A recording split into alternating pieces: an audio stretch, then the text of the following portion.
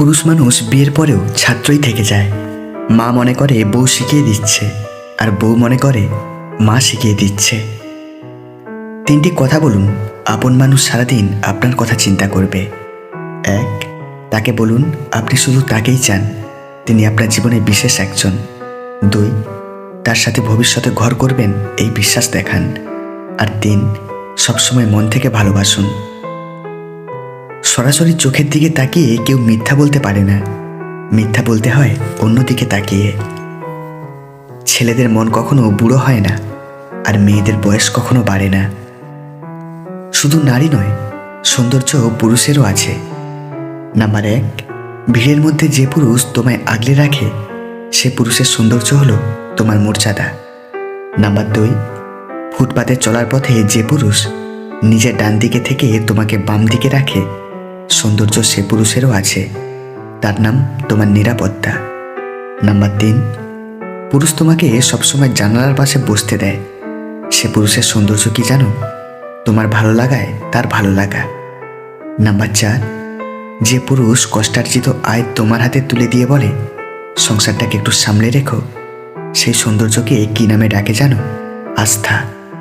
Number পাঁচ, যে পুরুষ তোমাকে এক পলক দেখার জন্য ছটফট করে, সামান্য অপ্রাপ্তিতে পাগলামো করে, সে পুরুষের সৌন্দর্যর নাম ভালোবাসা। আর নাম্বার ছয়, যখন নারী তুমি অগ্নিরূপ ধারণ করো তখন সে পুরুষ নিশ্চুপ থাকে আর শেষে বলে ভালোবাসি। সমাজ কখনো পরিবর্তন হবে না, কারণ গরিবদের সাহস নেই, মধ্যবিত্তদের সময় নেই, আর ধনীদের প্রয়োজন নেই।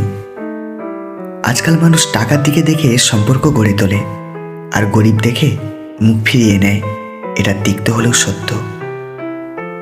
যে পুরুষ নারীর সাথে মেশার সুযোগ থাকার পরেও তার কাছের মানুষটির কথা ভেবে নিজের কামনা ও বাসনাকে নিয়ন্ত্রণ করে এবং সকল সুযোগ উপেক্ষা করে ঘরে ফিরে আসে, সে কেবল পুরুষ নয়, মহাপুরুষ। বিবাহিত মেয়েকে স্বামী ব্যতীত অন্য কেউ ভালোবাসে না, আর যদি কেউ বাসে তাহলে তার শরীরকে, আর শরীরের ভালোবাসা একবার কাছে পেলেই শেষ। যেমন সিগারেট খাওয়ার সময় যে অংশের চুমু দেওয়া হয়, সিগারেট খাওয়া শেষ হলে ঠিক সেই অংশ ছুঁড়ে ফেলে দেওয়া হয়। কারোর দিকে আঙুল তুলে কথা বলার আগে সবসময় মনে রাখবেন বাকি তিনটা আঙুল কিন্তু আপনার দিকে ইশারা করে। তাই অন্যকে বিচার করার আগে নিজেকে তিনবার বিচার করুন। তিন ধরনের মানুষ বেশি অহংকারী হয়: হঠাৎ বড়লোক হলে, বেশি শিক্ষিত হলে, আর বেশি সুন্দর হলে। মহাভারতের এই 14টি কাজ কখনো করো না। 1, যুধিষ্ঠির মতো জুয়া কখনো খেলো না। 2, কর্ণের মতো কখনো কোনো দুষ্ট ব্যক্তির থেকে সাহায্য নিও না। 3, দ্রৌপদীর মতো কখনো কোনো অনুপযুক্ত জায়গায় গিয়ে হেসে ফেলো না। 4, ধৃতরাষ্ট্রের মতো পুত্রমোহে পড়ে যেও না। 5, দ্রোণাচার্যের মতো অর্ধ সত্যে কখনো বিশ্বাস রেখো না। 6, পাণ্ডুর মতো কাজের কাছে কখনো নিজেকে বশীভূত করে ফেলো না।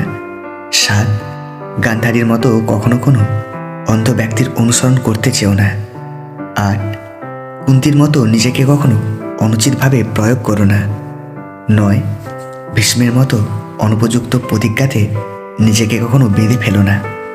10, দুর্যোধনের মতো অনুচিতভাবে নিজেকে কখনো গরম করে ফেলো না। 11, দুঃশাসনের মতো নারীকে কখনো অপমান করো না। 12, অশ্বত্থামার মতো নিজেকে কখনো অনিয়ন্ত্রিত করে ফেলো না। 13, পরীক্ষিতের মতো ক্রোধে এসে অনুচিত কাজ করে ফেলো না। আর 14, শল্যের মতো কাজে নিরুৎসাহ করা বন্ধুর থেকে সঙ্গত ছেড়ে দেওয়াই ভালো। মাঝরাতে 5টা কুকুর আড্ডা দিচ্ছিল। এমন সময় এক মেয়ে কুকুর ওদের সামনে দিয়ে যাচ্ছিল, কিন্তু এতগুলো পুরুষ কুকুরকে দেখে সে ঘাবড়ে যায়। তখন হঠাৎ করে এক পুরুষ কুকুর উঠে বলে, তুমি নির্ভয়ে বাড়ি যাও, আমরা কুকুর, মানুষ না। ভুলেও এই 4টি কথা কখনো কাউকে বলবেন না। 1, নিজের খারাপ কাজের কথা। 2, প্রেম বা সম্পর্কের কথা। 3, ভবিষ্যৎ পরিকল্পনার কথা। 4, সম্পদের কথা। শাশুড়িকে বৃদ্ধাশ্রমে রেখে 95% বউ বাপের বাড়িতে এসে ভাইকে এটা বোঝায়, মাকে অবহেলা করিস না, মায়ের পায়ের নিচেই তো সন্তানের স্থান। একদিন গাধা বাঘকে বলল, ঘাসের রং নীল। বাঘ উত্তর দিল, না, ঘাসের রং সবুজ। কিছুক্ষণের মধ্যেই দুজনের আলোচনা তুমুল তর্কে পরিণত হলো। তারা জঙ্গলের রাজা সিংহের কাছে বিচারের জন্য উপস্থিত হলো। রাজদরবারে সিংহের কাছে পৌঁছানোর আগেই গাধা ডাক ছাড়তে শুরু করে দিল, মহারাজ, আপনিই বলুন ঘাসের রং নীল কিনা। সিংহ উত্তর দিল, হ্যাঁ, ঘাসের রং নীল। গাধা তাড়াতাড়ি সিংহের কাছে পৌঁছালো এবং বলতে থাকলো, বাঘ আমার কথা মানছে না, তর্ক করছে এবং আমাকে বিরক্ত করছে, ওকে শাস্তি দিন। সিংহ তখন ঘোষণা করলো, বাঘকে 5 বছরের জন্য মৌন থাকার শাস্তি দেয়া হলো। গাধা খুশিতে লাফাতে লাগলো এবং বলতে বলতে চলে গেল, ঘাসের রং নীল, ঘাসের রং নীল। বাঘ শাস্তি মেনে নিল, কিন্তু সিংহকে জিজ্ঞাসা করলো, মহারাজ, আপনি আমায় শাস্তি দিলেন কেন, যখন ঘাসের রং সত্যিই সবুজ? সিংহ বলল, ঠিক, ঘাসের রং সবুজ। বাঘ জিজ্ঞাসা করলো, তাহলে আপনি আমায় শাস্তি দিলেন কেন? সিংহ উত্তর দিল, তোমাকে শাস্তি দেওয়ার সাথে ঘাসের রং সবুজ না নীল সেই প্রশ্নের কোনো সম্পর্কই নেই।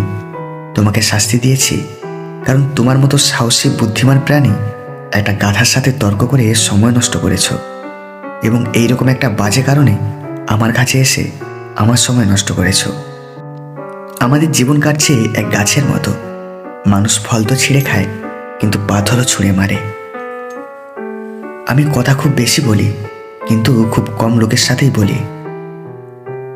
তোমার সুখের সময়ে যাদের কথা মনে আসে তুমি তাদের ভালোবাসো, কিন্তু তোমার কষ্টের সময় যাদের কথা তোমার মনে আসে তারা তোমাকে ভালোবাসে।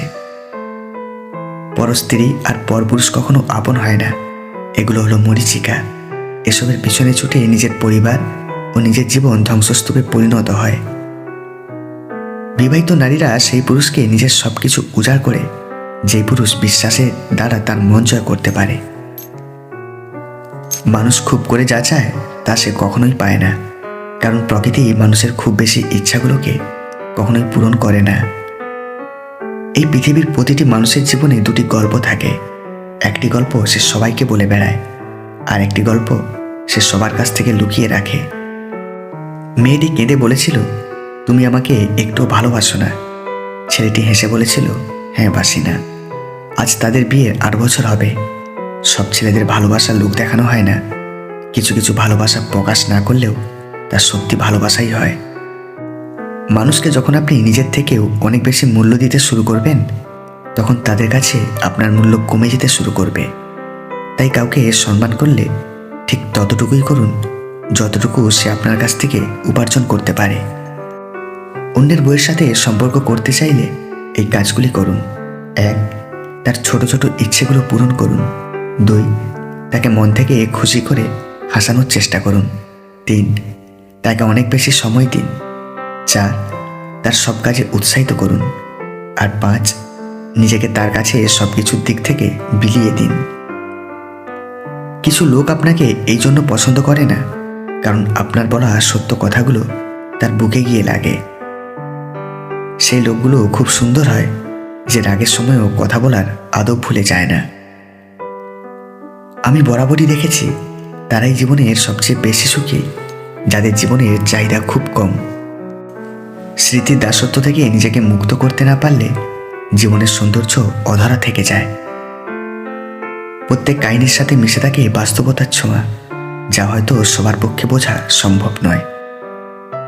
অভাবে পড়ে কেউ যদি সঠিক থাকতে পারে তাহলে সে সত্যিকারের মানুষ গড়ে উঠতে পারে। চোখের জল সেটা মানুষের হোক বা পশু পাখির, সেটা তখনই বের হয় যখন আঘাতটা হৃদয়ে গিয়ে লাগে। জীবন আমাদের খুশি থাকার জন্য কিছু লিমিটেড সময় দেয়, যেটার নাম শৈশব। যাদের চরিত্র খারাপ তাদের কপালে ভালো মেয়ে জোটে, এই কথাটা পুরোটা সঠিক নয়, কারণ জন্ম, মৃত্যু, বিয়ে এগুলো নির্ভর করে রবের উপর। কিছু ব্যতিক্রম দেখে কখনোই এটা জাজ করা ঠিক নয়। আপনি নিচে পড়ে গেলে কেউ আপনাকে উঠাতে আসবে না, কিন্তু আপনি উপরে উঠুন, আপনার আপন মানুষই আপনাকে নিচে নামানোর চেষ্টা করবে। মানুষ ব্লাড প্রেশারের ভয়ে নুন খাওয়া ছেড়ে দেয়, সুগারের ভয়ে মিষ্টি খাওয়া বন্ধ করে, কিন্তু সৃষ্টিকর্তার ভয়ে কেউ অপমান করা এবং কারো অধিকার কেড়ে নেওয়া বন্ধ করে না। সত্য কখনো দাবি করে না যে আমি সত্য, কিন্তু মিথ্যা সবসময় নিজেকে সত্য প্রমাণে ব্যস্ত থাকে।